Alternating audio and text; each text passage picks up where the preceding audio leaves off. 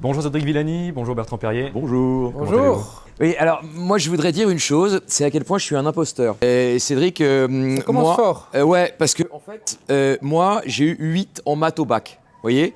Ça aurait Donc, pu être pire. Là, c'est la rencontre du troisième type, c'est le truc Voilà. inespéré. Mais ma question, c'est du coup, moi je suis donc avocat, vous êtes parlementaire, donc vous faites la norme. Et ma question en retour, c'est quel est votre rapport avec le fait d'être scientifique et de faire la loi ? Il y a un côté logique dans la loi, ça c'est certain. On passe notre temps d'abord à parler de logique, à réfléchir à ce qui découle de la loi, ce qui est en contradiction, et même dans l'argumentation, on passe notre temps à s'accuser mutuellement les uns les autres de contradictions ou à chercher à débusquer les erreurs de raisonnement. Maintenant, je vais parler en tant que mathématicien. Mathématicien, ça passe son temps à parler de lois mathématiques. Comment est-ce que tout s'organise selon la logique? Et ça, c'est un héritage de nos ancêtres, ancêtres au sens culturel, s'entend dans mon cas aussi au sens biologique grec, que vous ne désavouerez pas. Tellement passionnés d'art oratoire, passionnés de la recherche de la vérité, sont pas eux qui ont inventé la mathématique. La mathématique, on la trouve déjà chez les Babyloniens, chez les Égyptiens avant, mais ce sont eux qui en ont fait une science du raisonnement avec leur amour de la vérité et de la parole. Ah, c'est vrai que la question de la parole, évidemment, pour moi, est centrale. Et vous avez abordé une question qui est, pour moi, passionnante, qui est celle du rapport entre la parole et la vérité. L'avocat, est-ce qu'il est là pour dire la vérité que, par hypothèse, il ne connaît pas? On ne sait pas la vérité. La vérité, elle appartient au parti. Elle n'appartient pas à l'avocat qui vient après et qui vient avec précisément une distance qui est aussi une ignorance. Et donc, pour moi, la parole, elle est d'abord quelque chose de l'ordre de la crédibilité plus que de la vérité qui est pour moi inconnaissable puisque, par hypothèse, je n'étais pas sur les lieux, ce n'est pas moi qui ai signé le contrat. Et donc, c'est vrai que pour les avocats, il y a une distance entre la parole et la vérité qui fait que la question iconique de vous pouvez défendre des criminels, bah oui, évidemment, vous pouvez défendre quelque chose qui est faux, peut-être, mais précisément, je ne sais pas quelle est la vérité. Et donc, mon seul critère de parole, c'est la crédibilité. Mais ce qui est intéressant aussi, c'est la notion d'engagement, puisque évidemment, Demain Citoyen est une association qui promeut l'engagement. Et pour moi, la parole, alors pour le coup, au-delà de la question de la vérité, qui est pour moi assez lointaine, c'est vraiment une question d'engagement. En réalité, l'engagement, quel que soit l'âge, d'ailleurs qu'on ait 20 ans, 25 ans, 45 ans, passe par la parole. C'est la parole qui permet le partage des idées, c'est la parole, pas vraiment au sens éloquent, c'est-à-dire une parole esthétique ou une parole d'apparat, mais qui permet le partage des idées, la communication des convictions. Et ça, c'est quelque chose que vous avez un peu aussi découvert finalement, parce que vous n'êtes pas un engagé de jeunesse, sauf erreur de ma part. Alors d'abord, je vais parler de la parole, je vais parler de l'engagement. Un parlementaire, ça parle. C'est la définition. Parlement, c'est un endroit où on parle sans cesse, sans arrêt. Et quand vous dites l'utilisation de la parole pour accéder à quelque chose qu'on peut appeler la vérité, ou en tout cas la version des faits, on passe notre vie à ça. Dès qu'il y a un texte à étudier, on organise des auditions, on écoute les uns les autres, on pose des questions. Nos rapports avec les gouvernements, c'est toujours des questions, des réponses. Bref, c'est que la parole. Et d'ailleurs, c'est très formalisé. Vous savez, au Parlement, on n'a le droit à aucun graphique, on n'a le droit de rien montrer, on n'a même pas le droit de brandir un objet. Il nous est aussitôt confisqué par les huissiers du Parlement. Tout ce qu'on a le droit de faire, c'est de parler. Et ça, c'est impressionnant, tout ce qu'on peut faire, rien qu'avec la parole. Très impressionnant. J'ai la chance de présider l'Office parlementaire scientifique, institution bicamérale, Assemblée nationale plus Sénat, 18 députés, 18 sénateurs, où en plus on a le privilège de pouvoir organiser des auditions de façon plus informelle que le Parlement en général. En particulier, nos auditions sont presque toujours en contradictoire. Là où le Parlement auditionne les uns puis les autres, écoute une version puis une autre, nous, à l'OPEX, comme on l'appelle, systématiquement, on a autour de la table des gens qui disent une chose, ceux qui pensent le contraire, et on essaye de démêler. Extrêmement intéressant. Ça, c'est pour la question de la parole. Maintenant, vous faites le lien avec la question de l'engagement, et comme vous le dites, l'engagement, il passe principalement par la parole qu'on dit, la façon aussi dont on arrive à formaliser, verbaliser pour soi-même ce pourquoi on s'engage. Ça prend un relief particulier pour moi, parce que gamin, j'étais le genre qui ne parlait pas. J'étais le plus timide des timides, le petit gamin premier de la classe que vous voyez au premier rang ou au fond de la classe, peu importe, mais en tout cas cherchant à se faire tout petit, à se faire oublier, et dont les professeurs n'entendaient pas le son de la voix. Je me suis mis à parler dans ma vie étudiante. Ma vie étudiante, ça a été la découverte phénoménale de ce que c'était qu'une grande école, que se retrouver entre étudiants. Je me suis fait élire président de l'association des élèves à l'école normale supérieure, assemblée générale, discussion, parole et tout ça. C'était une révélation. Et ça s'est fait, je sais pas, entre mes 18 et mes 20 ans. C'est la période de ma vie où j'ai le plus changé, où le très timide qui osait plus parler est devenu quelqu'un qui parlait sans arrêt, plus que les autres. De la présidence des élèves comme engagement a été plus tard l'engagement en tant qu'agrégé préparateur, occupé à former des élèves normaliens, puis en tant que scientifique où on passe son temps à faire des séminaires et donc à parler, et les mathématiciens, ça passe son temps à parler à d'autres mathématiciens. Puis une fois médaillé Fields, ça a été l'engagement dans les laboratoires d'idées pro-européens, fédéralistes dès 2010, pas tellement sous le radar médiatique, parce que les médias s'occupent de la politique nationale avant tout, mais depuis le début, je me considère, et c'est cohérent avec mon histoire scientifique internationale, comme un fédéraliste, convaincu que notre engagement, l'engagement de la nation, il passera par l'engagement de l'Europe. Ça me touche ce que vous dites, parce qu'effectivement, le rapport à la parole, on a à peu près le même ab initio. C'est-à-dire que moi, je partage le fond de la classe avec vous. Je suis effectivement plutôt bon élève, objectivement, mais je suis le bon élève muet. Voilà. C'est-à-dire le bonheur de prof, en fait. Donc, le mec, on l'entend pas, on l'oublie, sauf qu'à la fin, il fait une copie qui est à peu près honorable. Et pour moi, l'engagement, il vient même encore plus tard, parce que je choisis le métier d'avocat, mais un peu comme un défi. J'aime pas parler, je choisis de l'exercer de façon exclusivement écrite, parce que beaucoup d'avocats ont une pratique exclusivement écrite du métier d'avocat. Et puis petit à petit, je passe des concours d'éloquence. Alors ça fait un peu incongru de faire des concours d'éloquence juste pour se familiariser et se confronter avec l'art de la parole, mais j'ai pas d'engagement à ce moment-là. Quand j'ai 20 ans, j'ai pas d'engagement. Je vais un peu dans des meetings politiques. Alors c'est l'époque du référendum de Maastricht. Et donc c'est intéressant parce qu'il y a vraiment là des visions de l'Europe qui s'entrechoquent. Hein. C'est Pasqua-Séguin, c'est Terran. Enfin voilà, on est sur des enjeux, mais qui sont presque des enjeux diplomatiques plus que des enjeux politiques. Et j'ai pas d'engagement partisan. J'exerce mon métier. Et en fait, l'engagement, il vient beaucoup plus tard pour moi. Et c'est pas un engagement politique, mais c'est un engagement presque citoyen autour d'un thème, c'est la transmission de la parole comme facteur d'émancipation. C'est l'idée de dire que la parole est un marqueur social et que, notamment dans les banlieues, si on n'a pas accès à une parole simple, claire et convaincante, on a du mal à s'insérer. Finalement, j'ai un engagement citoyen qui est presque un hasard de la vie. Je suis devenu avocat, j'ai passé des concours d'éloquence, j'ai commencé à former des jeunes gens à la prise de parole en public et cet engagement-là est devenu l'affaire de ma vie. Mais c'est vrai que j'ai pas d'engagement au sens classique. Et c'est du coup une question qui m'intéresse. Vous dites que vous êtes entré par un thème, vous aussi, finalement, dans l'engagement. Moi, je suis entré par la parole, vous êtes entré par l'Europe, qui est une façon de voir les choses par un angle. Or, me semble-t-il, l'engagement, au sens où on l'entend habituellement, c'est un engagement partisan qui, par hypothèse, est un engagement global. Quand on adhère à un parti, le parti, il a une sorte de vocation à dire le monde d'une façon générale. Or, vous comme moi, j'ai l'impression qu'on a un engagement qui est sectoriel. Et comment est-ce que vous vivez le fait d'avoir comme point de départ un engagement européen et de le rendre plus large dans un engagement politique classique ? D'abord, le geste que vous venez de faire là, comme ça, on commence profond et puis on élargit, c'est quelque chose que je répète souvent aussi. Même au départ, je vous parle d'engagement européen, mais au départ, c'est mon engagement en mathématiques. Tout le reste découle de là, parce que c'est la mathématique qui m'a fait voyager, qui m'a fait avoir des expériences en Europe et dans le monde, qui m'a permis de me lancer aussi dans des aventures associatives, dans des aventures de vulgarisation, dans des aventures administratives, hein, quand j'ai été directeur d'institut. Donc tout est parti de quelque chose d'extrêmement pointu, qui était un engagement en mathématiques, un engagement sur un sujet de thèse, et même un engagement sur un sous-sujet. Et puis, au fur et à mesure, un élargissement dans les disciplines scientifiques, passant de quelque chose de très très pointu sur une certaine sous-classe d'équations aux dérivées partielles avant d'atteindre des choses beaucoup plus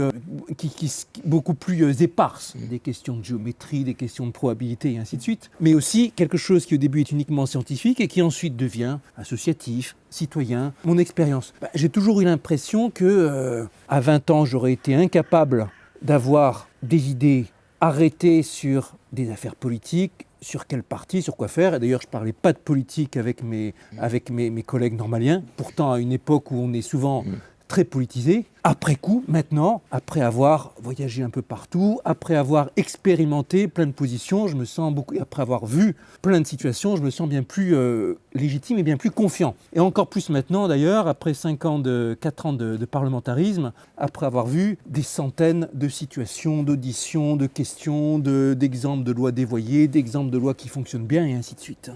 Et alors moi, ce qui me frappe, évidemment, on en parlait tout à l'heure, vous avez fait une campagne électorale qui a été très jeune, qui a été très marquée par un soutien jeune. C'était probablement un choix aussi de votre part de vous appuyer sur cette jeunesse qui est attirée par les thèmes que vous aviez en tête à l'époque, d'écologie, etc., assez prospectif. Et la question pour moi de l'engagement de la jeunesse, elle est absolument fondamentale. Notre engagement, bon, c'est un peu naturel à notre âge peut-être d'avoir un engagement politique ou social, mais parfois on voit une jeunesse qui regarde le monde un peu comme étranger, qui regarde l'engagement citoyen comme quelque chose d'inutile, avec une forme de méfiance. Et en réalité, je vois dans les étudiants que je forme à quel point il y a une soif de changer le monde. Et précisément par la parole, si elle est performative, c'est-à-dire qu'elle a un impact sur le réel, et en tout cas le pari qu'on fait, c'est que la parole est une action et qu'elle a un impact sur le réel et qu'elle peut changer le monde, on voit à quel point il y a une soif, non pas tant partisane ou qui serait soluble dans des idéologies, mais d'un engagement plus concret, peut-être aussi un peu plus sectoriel,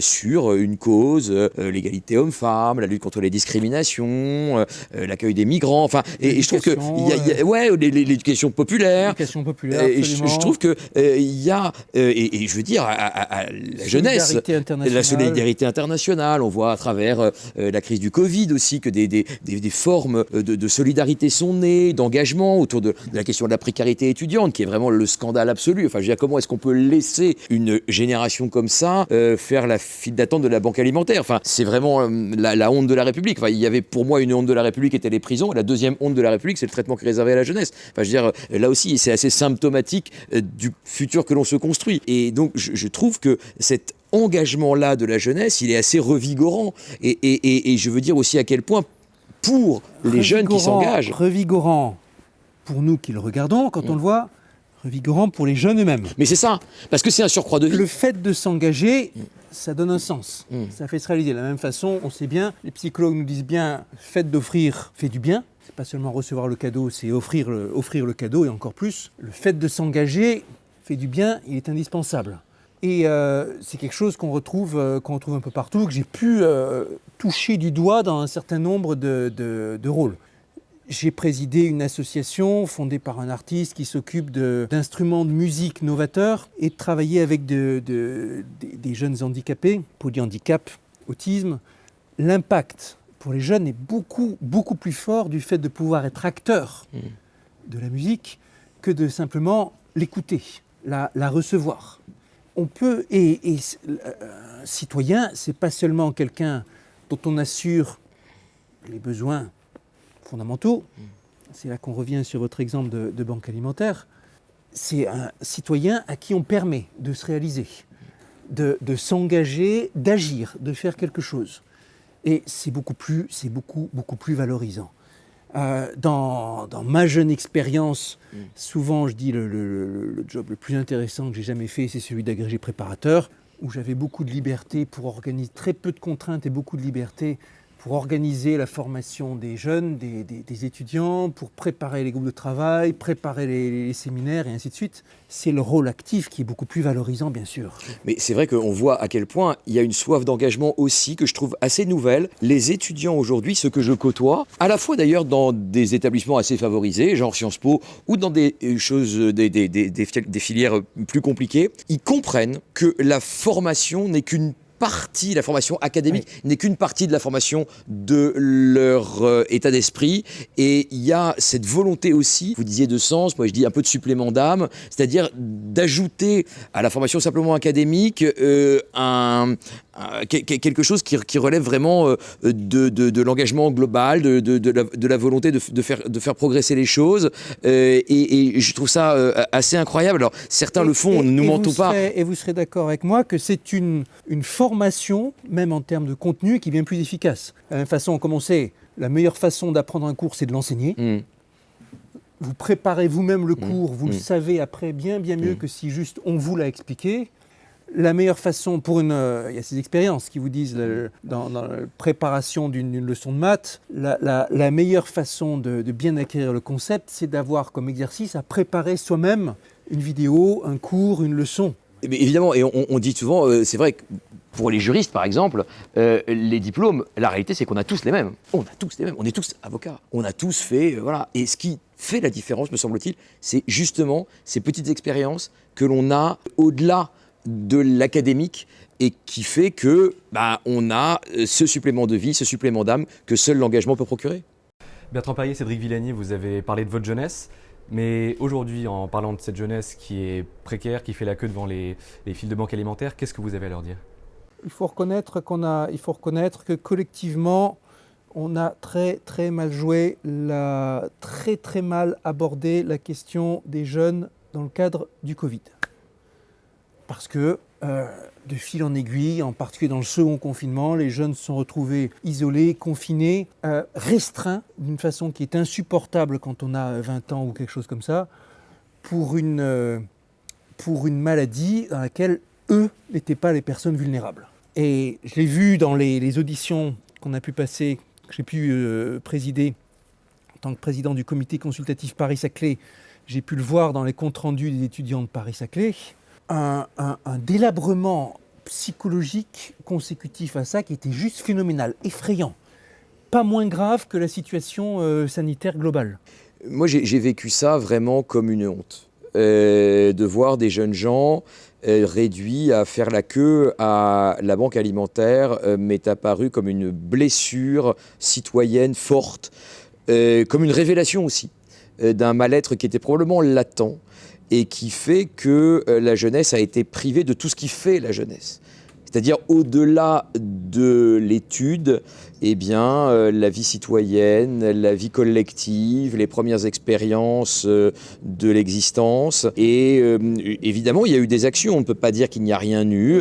Il y a eu le repas à 1 euro, il y a eu l'échec psy. Enfin, il y a eu des choses dans la mesure où on pouvait les faire. Il y a eu beaucoup d'incantations aussi. Il ne suffit pas de dire que c'est pas facile d'avoir 20 ans. Enfin, il y a eu aussi une politique de la parole dans ce qu'elle peut avoir aussi de limité, c'est-à-dire une politique de pure parole, c'est-à-dire une parole qui remplace l'action. C'est une parole qui n'est pas action elle-même. Et je veux dire à quel point il a été peu tenu compte du drame que vivaient ces étudiants qui sont allés parfois jusqu'à sauter la vie parce qu'ils ne voyaient pas le bout de ces zooms interminables, de cette solitude, du confinement intellectuel dans lequel ils étaient restreints. Et je crois aussi que cette crise a été un révélateur des inégalités. C'est-à-dire qu'il y en a qui s'en sont finalement très bien sortis,